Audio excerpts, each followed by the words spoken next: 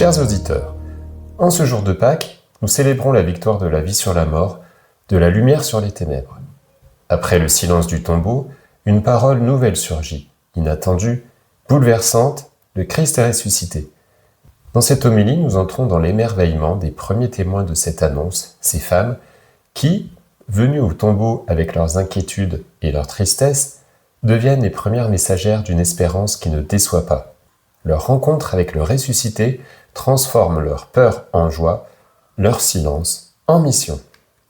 Accueillons cette parole, non comme un souvenir du passé, mais comme une réalité vivante qui nous rejoint aujourd'hui, là où nous en sommes. Écoutons maintenant l'Évangile selon saint Matthieu. Après le sabbat, à l'aube du premier jour de la semaine, Marie de Magdala et l'autre Marie allèrent voir le sépulcre. Et voici, il y eut un grand tremblement de terre, car un ange du Seigneur descendit du ciel, vint rouler la pierre et s'assit dessus. Son aspect était comme l'éclair et son vêtement blanc comme la neige. Les gardes tremblèrent de peur et devinrent comme morts. Mais l'ange prit la parole et dit aux femmes : « Pour vous, ne craignez pas, car je sais que vous cherchez Jésus qui a été crucifié. Il n'est point ici, il est ressuscité comme il l'avait dit. Venez, voyez le lieu où il était couché, et allez promptement dire à ses disciples qu'il est ressuscité des morts. Et voici, il vous précède en Galilée, c'est là que vous le verrez.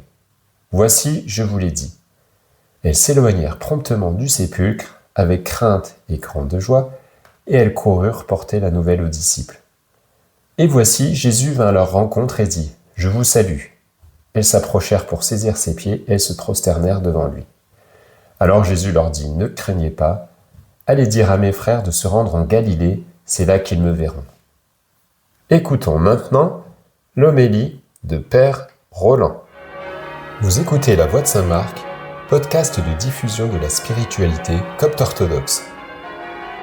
En ce jour très saint, une joie nouvelle est donnée au monde, une joie que rien ne peut enlever, une joie qui ne dépend pas des circonstances, car elle jaillit de la victoire du Christ sur la mort, car cette joie, elle ne vient pas de nous, elle jaillit du tombeau vide, car le Christ est ressuscité et nous ressuscitons avec lui. En effet, le grand miracle de ce jour n'est pas celui qui s'est accompli historiquement, il est aussi celui qui nous est offert personnellement, actuellement, car nous sommes aussi des miraculés. Nous qui sommes ressuscités avec le Christ, nous qui avons désormais accès à la vie éternelle. Par sa mort, il a vaincu la mort. Par sa résurrection, il nous recrée. Non plus seulement tirés de la poussière, mais désormais engendrés d'eau et d'esprit. Nous qui sommes devenus une création nouvelle. Si quelqu'un est dans le Christ, nous dit saint Paul dans sa deuxième épître aux Corinthiens, si quelqu'un est dans le Christ, dit-il donc, il est une création nouvelle. Et lorsque nous parlons de la résurrection du Christ, comme de tous les mystères de sa vie, nous ne parlons pas d'un événement extérieur à nous. Nous parlons d'un mystère qui s'est accompli pour nous, en nous, et non pas à notre place. Le Christ est le Dieu homme en qui toute l'humanité est accomplie et assumée. Cela, les pères nous le disent depuis saint Grégoire de Nazianze, en passant par saint Irénée. C'est pourquoi saint Paul, dans son épître aux Romains, peut dire encore avec audace : « Nous avons été crucifiés avec lui, Nous sommes morts avec lui et nous sommes ressuscités avec lui. Quelle joie plus grande que celle-ci! Notre vie est déjà contenue, est déjà cachée dans la sienne, dans celle du Christ. Et le Seigneur lui-même nous révèle ce mystère dans l'Évangile de Jean, quand il dit « Vous êtes en moi, et moi en vous ».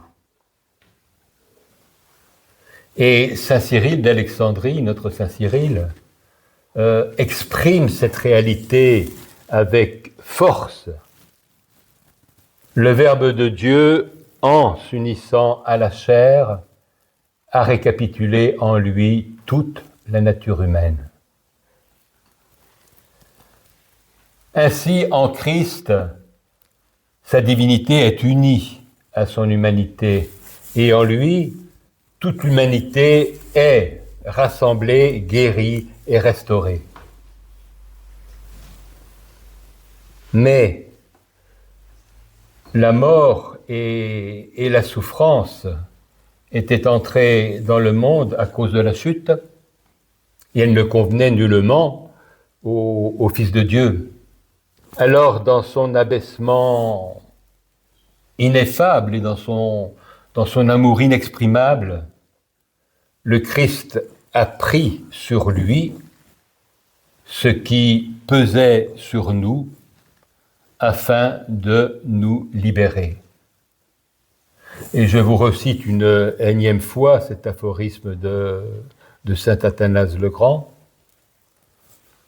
qui exprime ceci avec simplicité et puissance. Dieu s'est fait homme pour que l'homme devienne Dieu. Et saint Paul le confirme dans son épître aux Éphésiens, au chapitre 2, lorsqu'il nous dit « Dieu riche en miséricorde, à cause du grand amour dont il nous a aimés, alors que nous étions morts par nos fautes, nous a fait revivre avec le Christ. Il nous a ressuscités avec lui. » Ainsi, nous avons été transférés. Nous avons été transférés d'une humanité marquée par la mort en Adam à une humanité vivante éternellement dans le Christ.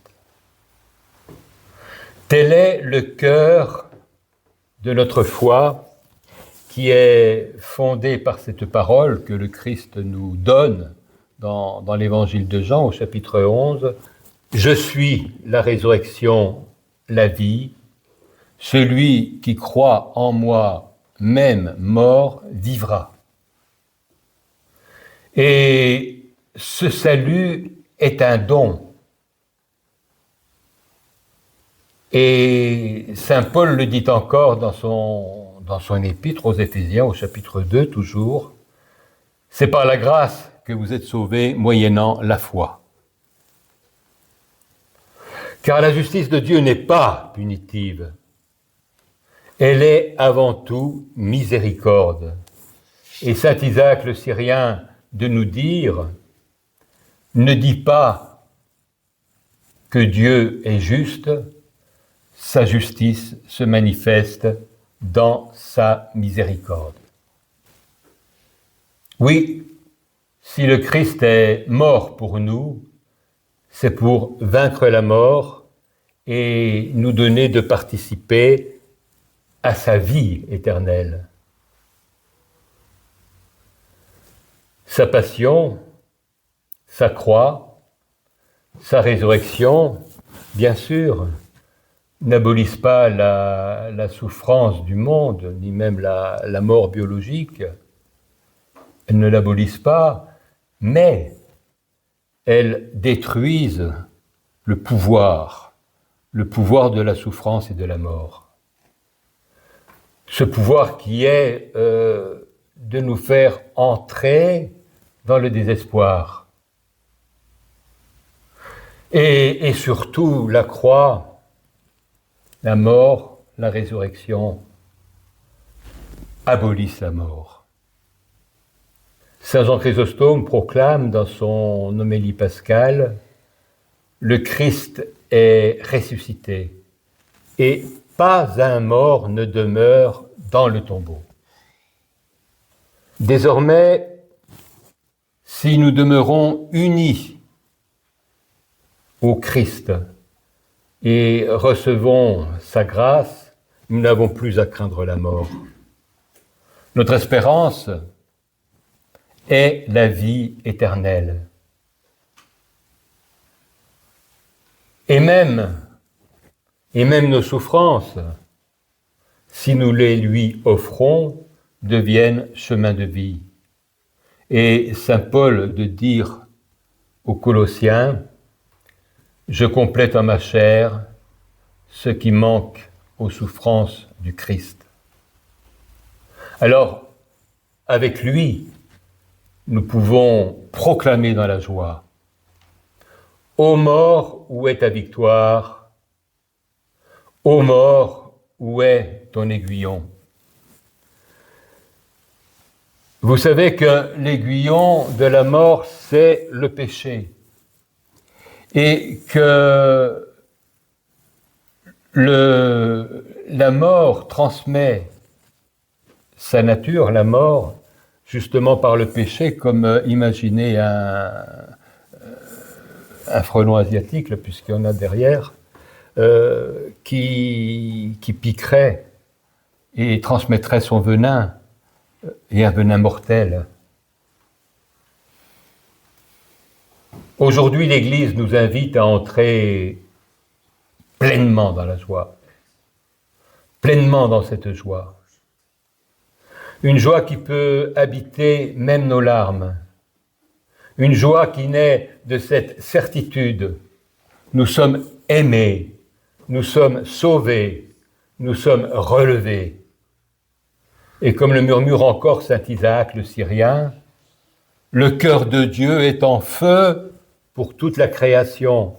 Est en feu, c'est-à-dire qui brûle d'amour pour toute la création.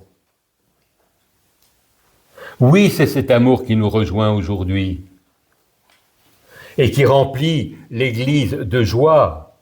Cette joie qui est une joie, j'allais dire, surnaturelle, c'est une joie divine, c'est une joie qui est fondée sur l'amour de Dieu.